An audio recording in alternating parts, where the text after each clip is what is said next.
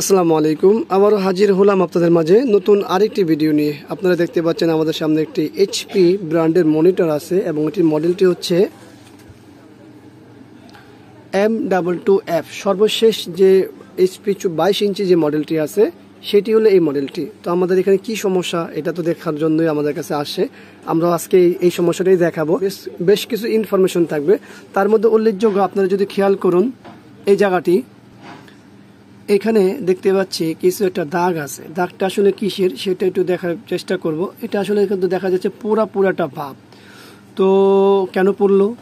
Borderless মনিটরে তো এরকম পুরা খুব কম হয়, তবে হয় না বিষয়টা এরকম না। তো যাই হোক, এটা যে সমস্যা আমরা দেখতে পেলাম, কি দেখতে পেলাম, এখন সমস্যা দেখতেই পাইনি।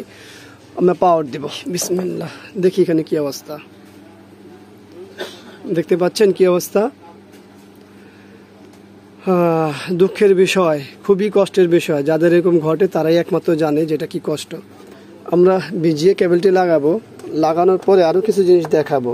তো আসলে অলরেডি আপনারা দেখতে পেলেন, তারপরেও কি দেখবেন, আসলে দেখার বিষয় আছে। তো দেখার বিষয় হলো যে এখানে কি ঘটেছে। মূলত এখানে যেটা ঘটেছে আমি যেটা বুঝি সেটা হলো এখানে প্রথমে পুড়েছে। প্রথমে পুরার কারণে কেউ একজন এখানে যদি চাপ দিছে, এরপরে এটা ফেটে গেছে। চাপ দেওয়ার কারণে ফেটে গেছে। তো যে আমাদের মধ্যে একটা তৈরি হয় না, যেটা কি জিনিস, একটু দেখি, এই দেখাটাই তাদের জন্য কাল হয়ে গেল।